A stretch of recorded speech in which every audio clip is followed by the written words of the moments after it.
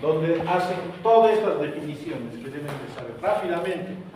Dice que la neumonía es una infección pulmonar aguda que compromete los alveolos, intersticio, pleura visceral, vías respiratorias y estructuras vasculares causada por virus, bacterias u otros patógenos como hongos o parásitos.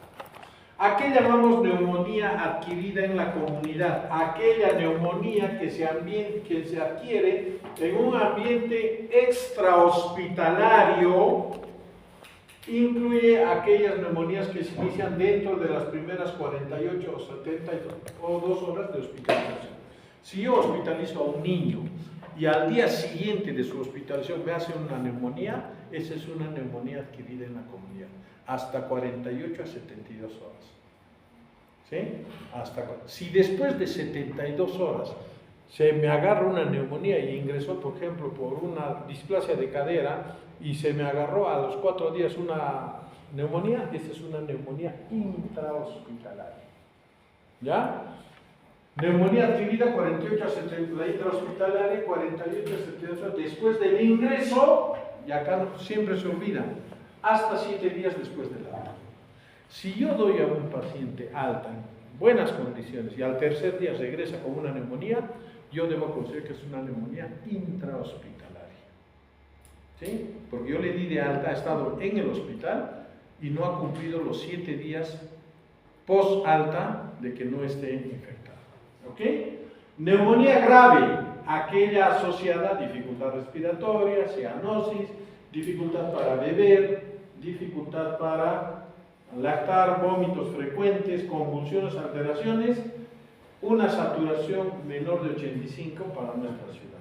Esa es la grave. La complicada, asociada a las principales complicaciones de neumonía, a la cabeza, derrame o efusión pleural o paraneumónico también le llaman, empiema, absceso, necrosis, enfermedad multilobar, neumotoras y fístula bronquiopleural o sepsis. Neumonía aspirativa no es otra cosa que aquella que se adquiere como consecuencia de la entrada de una sustancia líquida, sólida o gaseosa al tracto respiratorio, ¿no? Y depende de esta sustancia, es el tipo y el volumen aspirado del tipo de neumonía. Y neumonía congénita es aquella neumonía que se adquiere dentro de la barriga de la mamá, intraútero. Es el niño nace con neumonía. Y también se considera aquellos que están próximos al nacimiento, ¿no? El periparto generalmente. A eso le llamamos neumonía congénita. No se olviden de esos conceptos. El 15% de las infecciones respiratorias se constituyen neumonías, es la principal causa de mortalidad infantil en menores de 5 años y a nivel mundial constituye una de las causas más importantes de morbilidad pediátrica. La mortalidad de infecciones de 4 millones de niños constituye el 19% de mortalidad en menores de 5 años. Ya esa es la parte que... Algunos datos de episodios de neumonía, este es de la norma, fíjense, por grupo etario, cuántas neumonías se han ido presentando para que vean, y las tasas o la incidencia acumulada por 10.000 habitantes del año 2018. Fíjense cómo ha ido y dónde es la mayor incidencia de los casos de neumonía, ¿no? 1 a 4 años y menores de 1 año. ¿Okay? También el tema de episodios en menor de 50 por semana epidemiológica desde el 2014 al 2018. Miren, a nivel de todos los años, por las semanas, cómo se ha ido presentando los casos de neumonía en nuestro país. Algunos factores de riesgo se ven favorecidos por factores relativos al medio ambiente y estilo de vida. Aquellos que tienen que ver con el huésped, la lactancia materna está metida en todo. En todo. Si es un niño que no ha recibido lactancia, es un factor de riesgo. ¿Ya? Vacunación incompleta también. La ausencia de vacunas predispone a los cuadros de neumonía. El niño prematuro, bajo peso al nacer, desnutrido, y el niño anémico también están predispuestos a que desarrollen este tipo de enfermedades. El hacinamiento, en la época invernal, el analfabetismo funcional materno, la asistencia a guarderías, contaminación ambiental, utilización de leña como combustible, bueno, eso ya no se ve mucho ahora, la contaminación domiciliaria por tabaquismo, ¿ya? También está involucrado como factores de riesgo. Acá en la neumonía lo que pasa es que hay los mecanismos protectores o inmunes o los mecanismos que nos protegen de las enfermedades fallan y nos ganan los mecanismos o la virulencia de las bacterias, ¿no? Tiene un periodo de incubación que es variable, ¿no? Que va de 1 a 7 días. Y en caso de neumonías bacterianas, este periodo de incubación generalmente es preciso, no es fácil de precisar, ¿no? Recordemos que el 60 a 70% de las neumonías que se presentan en pediatría son de origen viral, ¿ya? Son de origen viral, no son de origen bacteriano, ¿ya? Ahí tienes una clasificación, hay un montón de clasificaciones. La neumonía adquirida en la comunidad es aquella que se adquiere en el lugar fuera del hospital. Una neumonía recurrente es aquella que se presenta al menos 2 episodios en el año o 3 episodios durante toda la vida. Y una neumonía intrahospitalaria, los síntomas aparecen al egreso y posterior al ingreso hasta 7 días, ¿no? Hemos dicho al alta, perdón. También hay otra clasificación que es neumonía típica y neumonía atípica. Neumonía bacteriana, neumonía viral. Neumonía, todas las definiciones que hemos visto son distintas clasificaciones que se puede dar o cómo se puede nombrar a las neumonías, ¿no? La neumonía típica es la neumonía bacteriana, ¿no? Y la neumonía típica, como su nombre dice, es también bacteriana, pero, o viral, pero la sintomatología es completamente distinta a la neumonía típica bacteriana, ¿no? La neumonía viral es también de presentación completamente distinta a la neumonía bacteriana, que es la que nosotros conocemos, ¿no? Según la OMS cataloga neumonía, neumonía grave, neumonía muy grave y la presencia de esta sintomatología en cada uno de estos tipos de neumonía, ¿no? Fíjense, a mayor gravedad del cuadro neumónico van apareciendo mayor cantidad de signos, sintomatología, que nos dice que esto está siendo mucho más grave, ¿no? Toda neumonía, no se olviden de que generalmente está acompañada de una frecuencia respiratoria elevada, presencia de fiebre y presencia de tos, ¿ya? Es lo típico que te dice la mamá cuando te trae. Lo he llevado a la posta, doctor. El doctor le ha dado amoxicilina, no le ha dado en la dosis pues, que tiene que darle. Vamos a ver cuál es la dosis para neumonía. Le ha dado amoxicilina hace 3 días y el niño está igual, ¿no? ¿Y qué tenía? Yo lo llevé porque tenía tos, tenía fiebrecita, doctor, tenía un poquito de tos y estaba agitándose. Ahora se está agitando mucho más, ¿no? Y ya veo que su pechito se está hundiendo, ¿no? Entonces ya esa neumonía pasó a ser de una neumonía simple a una neumonía grave. Y si a eso le sumamos que el niño empieza a perder la conciencia, no puede mamar, no puede beber, vomita todo, está alejado, se convulsiona, ya es una neumonía que tenemos que catalogarlo como grave, ¿ya? Los gérmenes, según el grupo etario, varían también los gérmenes de la neumonía. Fíjense, hay otro cuadro que es mucho más práctico. Recién nacidos, la principal causa también viral, pero ahí tenemos la Escherichia coli y otros gram negativos como la Klebsiella proteus y Moracella, el Streptococo del grupo B, Staphylococcus aureus y la Clamydia trachomatis. De 1 a 3 meses también a la cabeza los virus, después gram negativos, Streptococcus pneumoniae, Clamydia trachomatis, Staphylococcus aureus y Haemophilus influenzae. De 3 meses a 5 años los virus, el neumococo ya como causa bacteriana, micoplasma y clamidia. Y mayores de 5 años el neumococo es el que toma, es el más frecuente.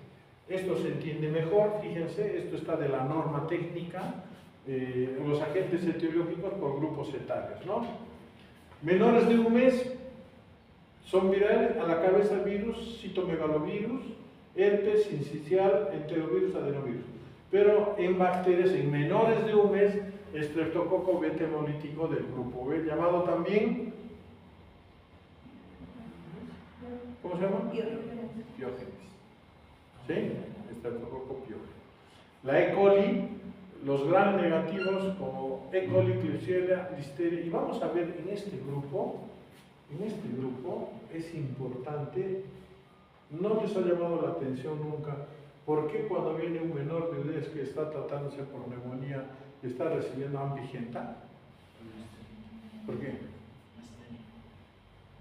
Por la Listeria monocitógenes. ¿Ya? Paciente menor de un mes que ustedes lo ingresen en su servicio, lo tienen que mandar al hospital porque ustedes le están diagnosticando, pónganle la primera dosis de AMPI, ¿sí? Para que cobertura Listeria. Es el único grupo etario.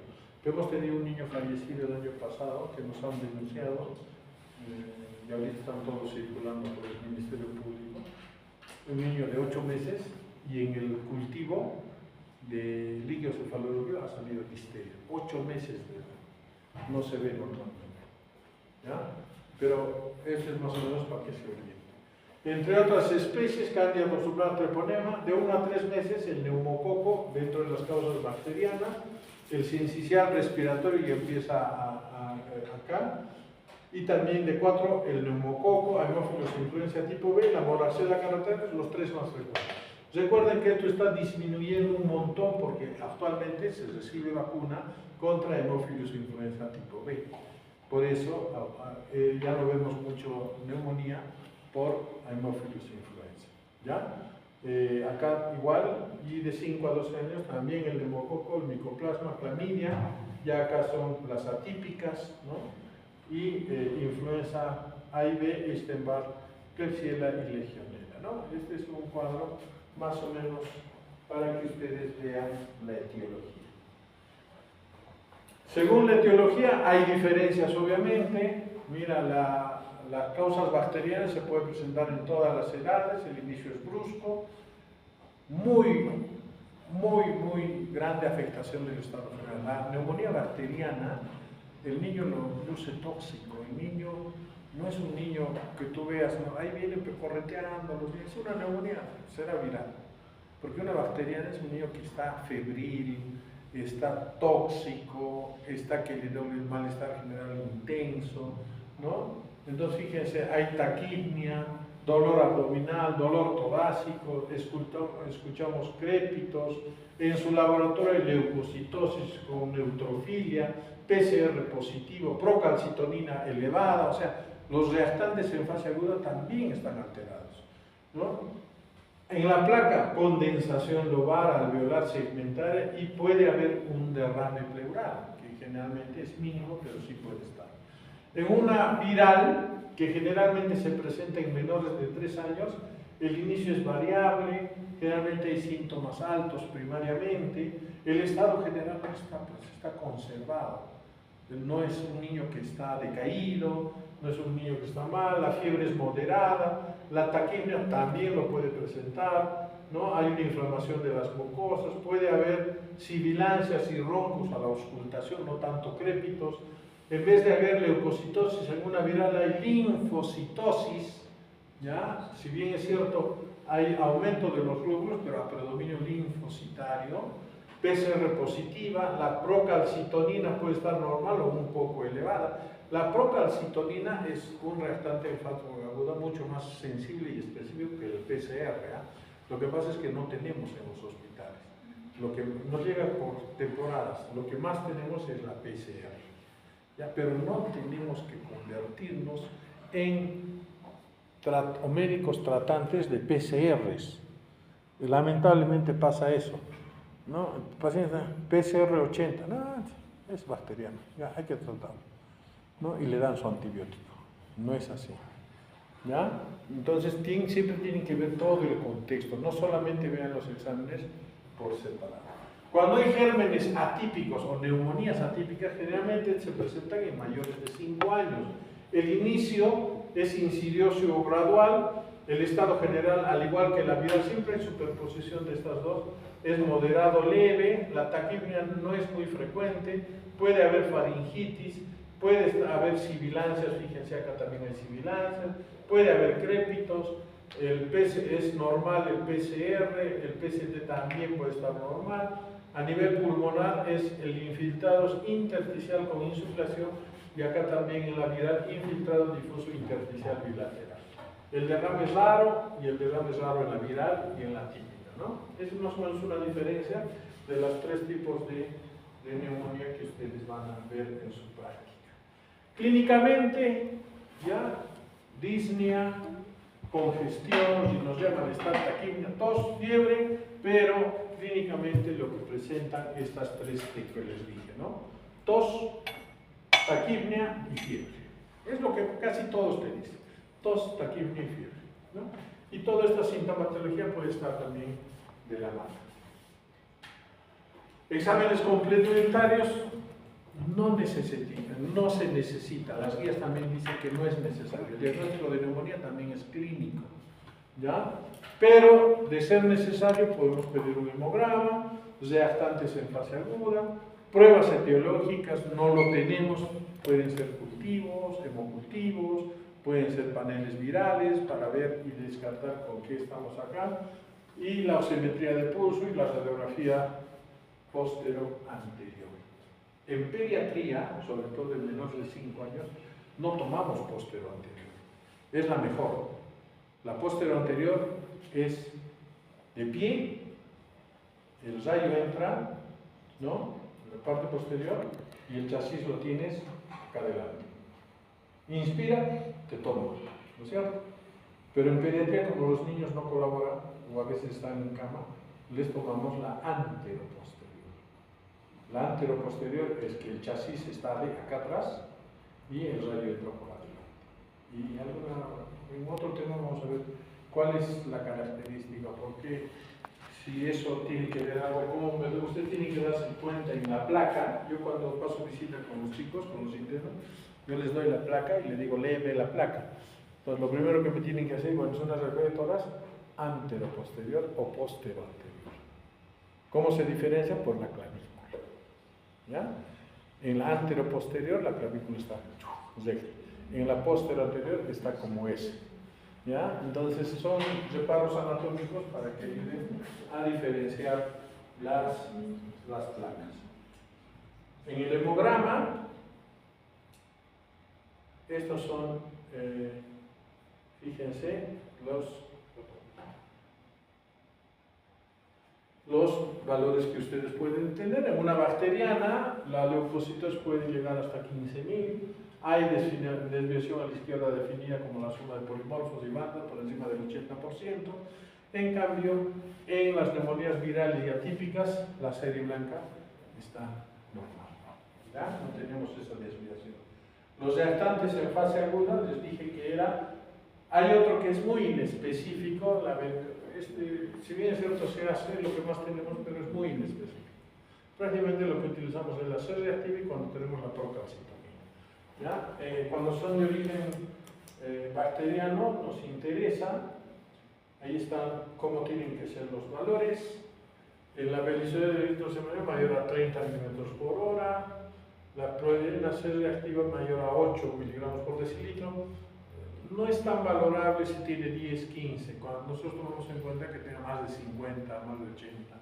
Y este sí es específico cuando es mayor a 2 nanogramos. ¿Ya? Este sí es muy específico, la procalcitonina 2.5 ya es un cuadro que posiblemente requiera antibióticos. ¿Ya?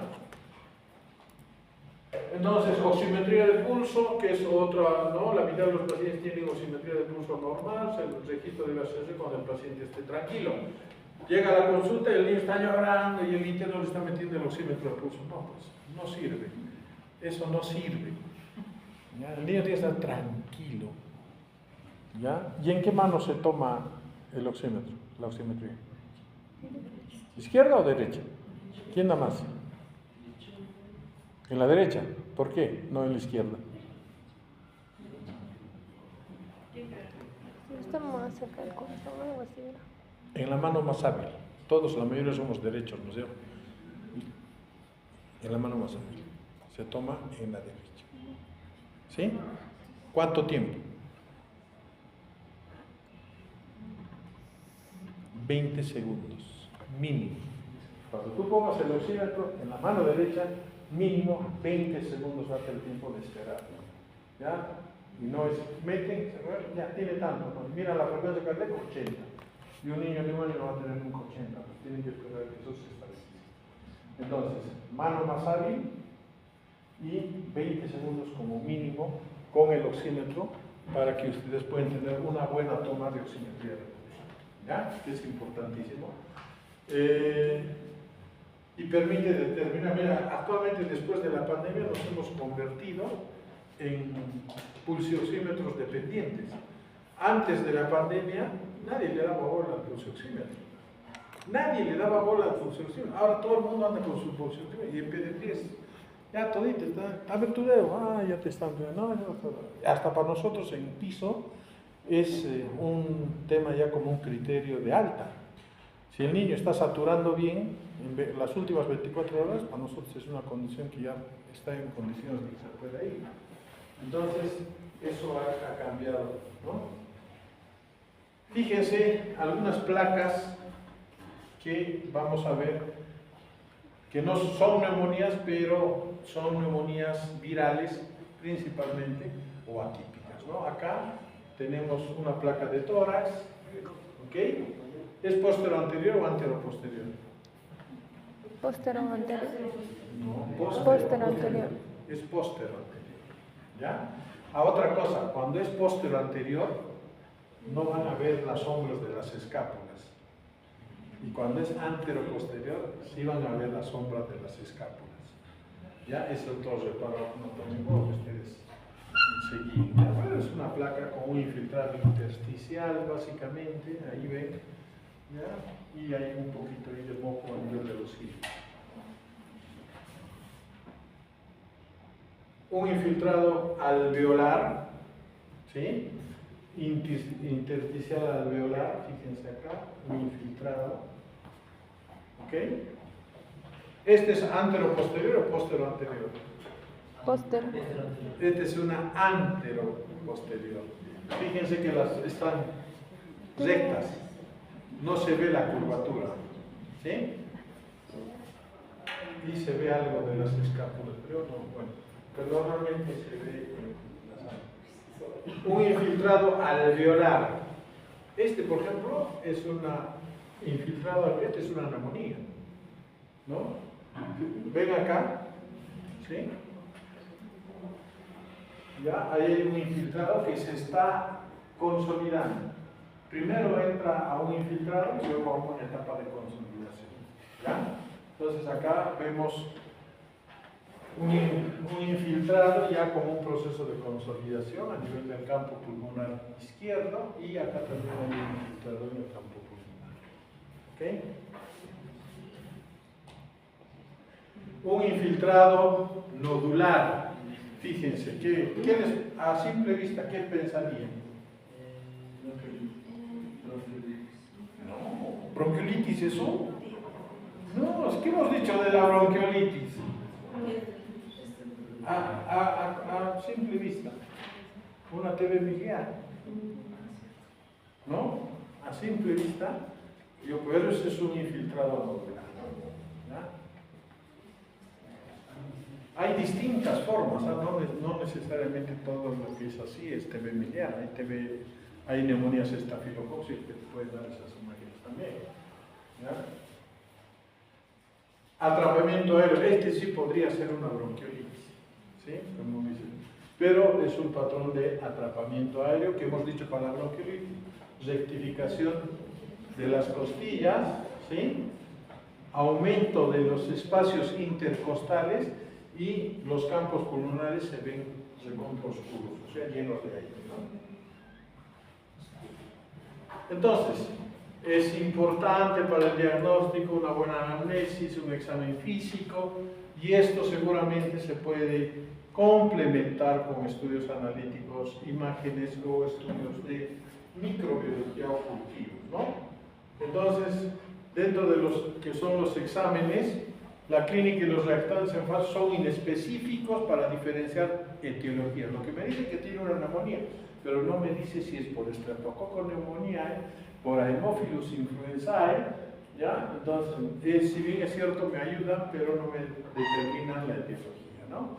La leucocitosis con desviación a la izquierda determina infección bacteriana y con desviación a la derecha infección viral. A la derecha porque se va a predominio de linfocitos. La determinación de la procalcitonina, un reactante en fase aguda, es uno de los mejores. La procalcitonina ofrece mayor especificidad que la proteína C reactiva para diagnóstico de infección bacteriana o viral. Pero no tenemos.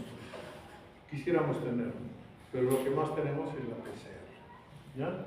La determinación de crioaglutinidad resulta positiva en el 50% de neumonías causadas por microplasma. Neumonía no tenemos este examen.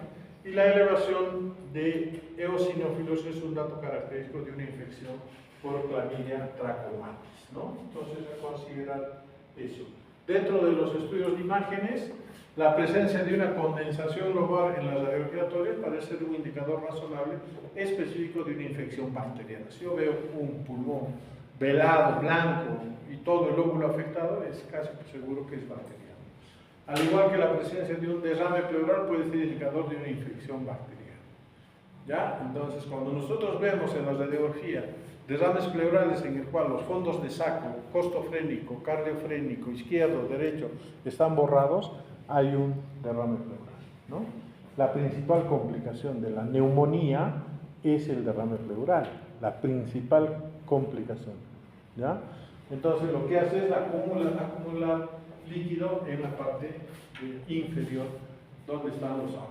Los infiltrados intersticiales difusos se asocian a infecciones virales y la presencia de neumatoceles con múltiples focos de infiltrados es característico de una neumonía por Staphylococcus aureus, ¿no? En los niños se puede encontrar un patrón alveolo intersticial denominado bronconeumonía, cuya etiología podría ser vírica o bacteriana. Más frecuente es la etiología viral. Y dentro de los estudios microbiológicos, ¿no? El frotis nasofaringeo no tiene valor diagnóstico en bacterias, excepto en la Bordetella pertussis. ¿Qué produce la Bordetella pertussis? Para eso sí sirve el hisopado, pero no sirve para determinar otras bacterias. Y actualmente hacemos a todos, porque ha habido un brote. Ha habido un brote en nuestro país y actualmente estamos en vigilancia de Bordetella pertussis, que se aplica la vacuna. ¿A qué edad se aplica la vacuna? 2, 4, 6. Bordetella pertussis, agente productor de la tos convulsa. Claro, la tos convulsa, la tos convulsiva o la pertussis es producida por la Bordetella pertussis. Su protección mediante la inmunización se coloca al segundo, cuarto y sexto mes con la vacuna pentavalente. ¿Ya? ¿Por qué no se puede poner el componente pertussis de la vacuna pentavalente a niños mayores de 5 años? Cuando tú llevas a tu hijo que tiene 7 años y le van a poner un refuerzo, le ponen la DT, difteria y tétanos, no le ponen la DT, que es difteria, pertussis y tétanos. Porque en mayores de 5 años el componente pertussis puede llegar y se ha demostrado que produce encefalitis. Por eso no se coloca la triple como refuerzo al ingreso escolar a los niños mayores de 5 años. Solamente se les coloca la doble. Y a los adultos también se les coloca la doble de adultos, que es difteria y tétanos. Así es que si no recibiste tu pertussis antes, chao. ¿Ya? Y ahorita estamos en brote de tos convulsa. ¿Ya? Y en el hospital se nos murió este año, en febrero, un niño con tos convulsa de 1 mes. No había recibido su vacuna todavía. ¿Ya? Entonces, el cultivo de esputo, el aislamiento de una bacteria en una muestra adecuada, es indicado de infección. Bueno, no lo hacemos algo para TB. El hemocultivo es raro lo que pasa y más o menos se mantiene, tiene una sensibilidad muy baja, Pero yo te diría que el 90% de los hemocultivos de pacientes hospitalizados por neumonía en el hospital son negativos. El 90%. No va de la mano con el proceso. La serología, método sensible y para determinar anticuerpos frente al micoplasma neumonía, clamidia neumonía, los virus, bueno, no lo hacemos. Reacciones en cadena de la polimerasa, la PCR sí. Detección de antígenos bacterianos tampoco lo hacemos, pero son estudios que se pueden hacer. ¿Ya? Diagnóstico diferencial, ya hablamos, bronquiolitis, tiene mucho que ver con neumonía, cuerpos extraños en vías aéreas, atelectasis